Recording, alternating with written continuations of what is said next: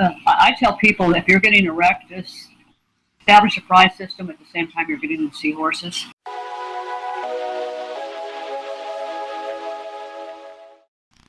A lot of people that are getting into seahorse breeding are wanting to set up the circular tubs, a small version of what the commercial breeders use that I use. And a lot of people have the question, well, how do you build the standpipe for the filtration?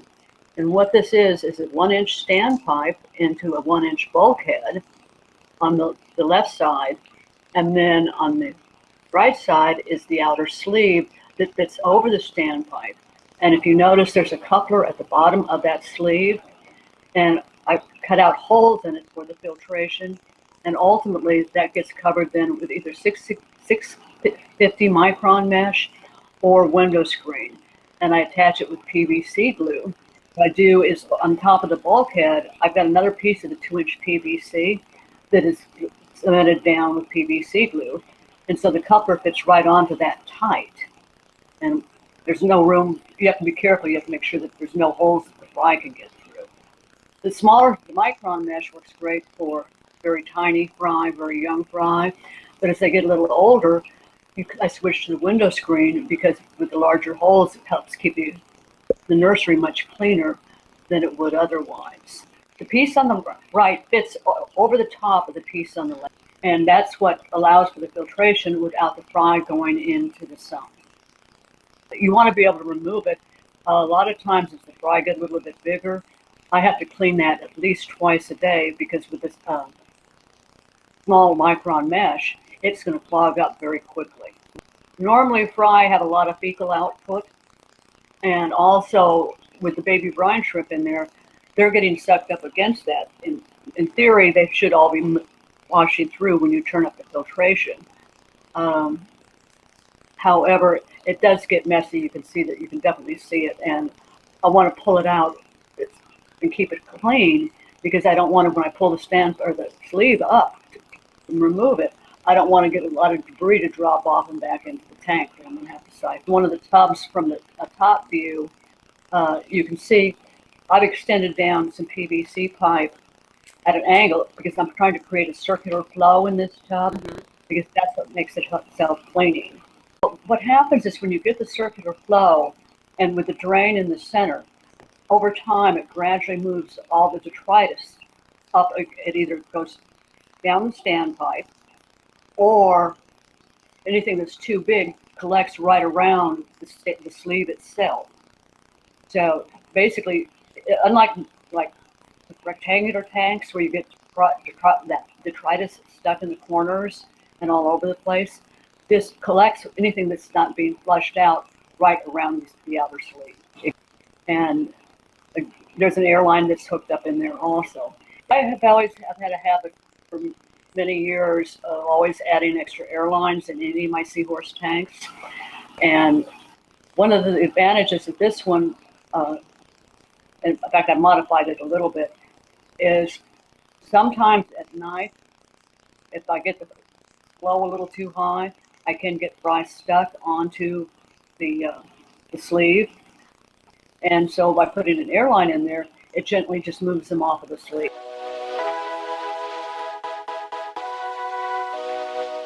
Setting up a fry system is like trying to create a waterfall with a straw. In a fry system like this, you really don't need a lot of flow. It's counterproductive because you're going to be blowing the fry around. So it comes down to testing what works for you.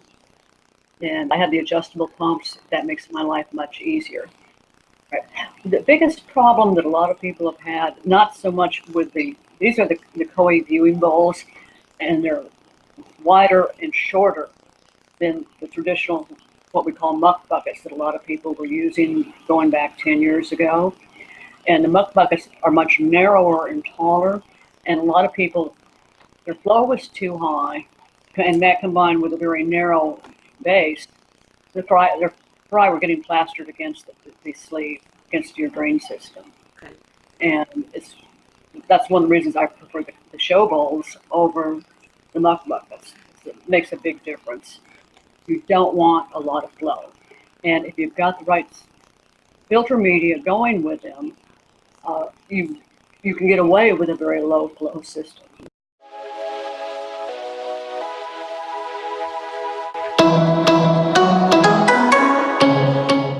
On the right is one of the 20-gallon nursery tubs, and that's what I use for fry.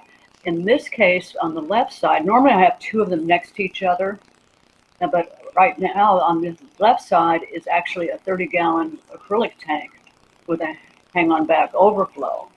And that was set up because this was I was working with mysis shrimp, propagating mysis shrimp, and it was a lot easier to separate. I could keep the newborn nepli in the nursery tub and keep the adults in the acrylic tub, and it just made it a lot easier. It can be used for the blue tub for newborn fry, and then they can be moved into the 30-gallon as they get a little bit bigger.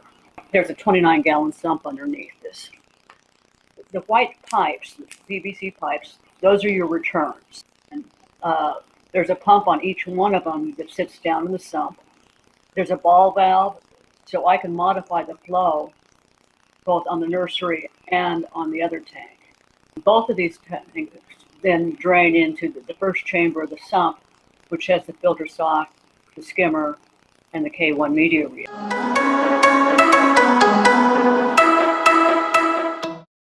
Everything I've got now is sumped. And combination one, it increases my water volume, which in turn increases my stability on my tanks, where I can run macro and light the sumps separately. I help stabilize pH. I can use filter socks to collect any debris. I can put my K1 media reactors in there. The sump gives me a place to put a heater so I don't have to worry about injuring the seahorse. And I went through went from hang-on backs to canister filters, and then got rid of the canister filters, and I've been using only sumps for a long time. In fact, all my old nursery tanks, the 29-gallon nursery tanks, have baffles in them now. How cool. Well, they give me so much more flexibility. If you're going to use a hang-on back or a canister filter, you're going to have a skimmer somewhere, which means you're probably going to be using a hang-on back skimmer. I have not found any hang-on back skimmers that I really, really like. That you're not going to have the same quality of filtration with either a hang-on back or a canister. You don't have the versatility. The other thing too is, like in my case, where I'm running 100 micron mesh filter socks, I really don't get a lot of debris in the sumps. The outflow goes first into the filter sock. Next to the filter sock is going to be the skimmer, and then next to that is going to be a K1 media reactor. After that, it's going to flow into a middle chamber where I have quite a bit of rock. And then I also have the rubble rock in the baffles. I also do have activated carbon in the baffles, so it's, again, like a flow-through type of situation. And then after that, it goes into the pump chamber. It does have an extra PVC pipe in there, as you can see. That's coming off of a UV sterilizer. Pumps that I'm using, first of all, they all are adjustable.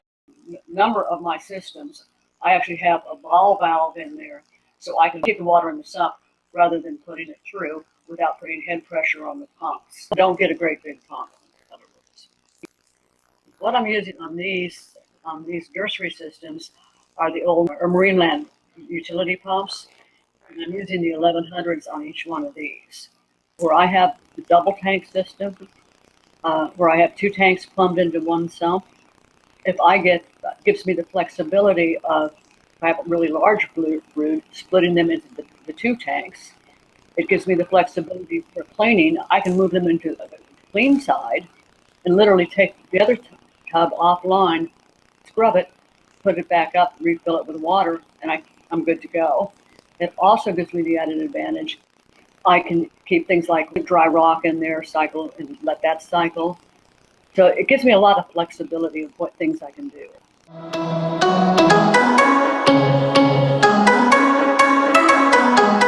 The thing is, you don't want flow going in when you're cleaning it.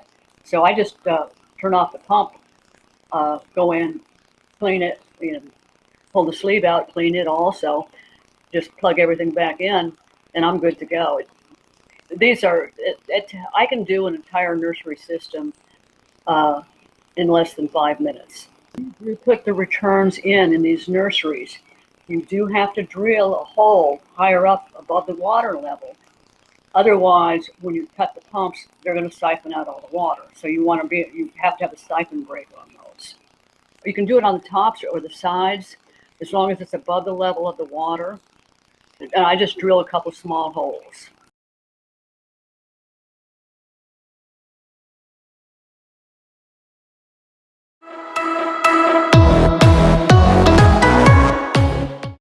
Where do you get the colored zip ties? Because everyone asks about the zip ties.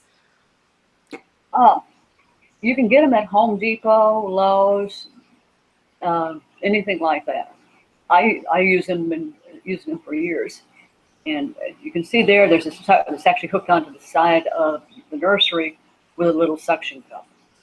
Easy cleaning and easy removal. And how often do you pull them out and clean them?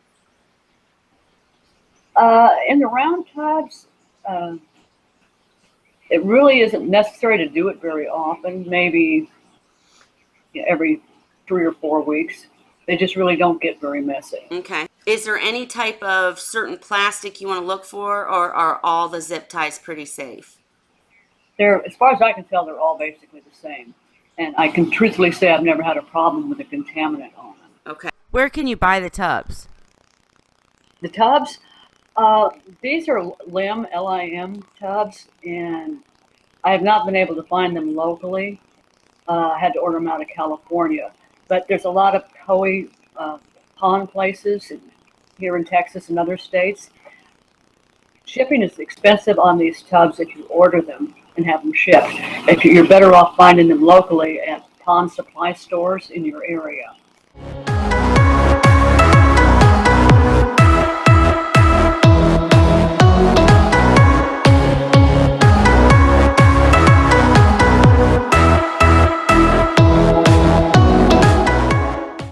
It's essential to have everything on hand. Seahorse fry can go about 24 hours without consuming food before they start showing negative effects. However, you don't want to be running around and trying to scramble to get eggs, the hatching device, go through all of that. Get it on hand, have it on hand when you get your seahorses. When it comes to these tanks, I don't want any part of any of the pests. Anything that goes in one of my tanks is going to be quarantined for a minimum of 6 months before it ever goes in with any of my seahorses. From how to tell when the seahorses are courting to how to build a K1 media reactor, Cheryl and I talked about it all, and these videos are coming your way very, very soon, so stay tuned. And thank you so much for watching.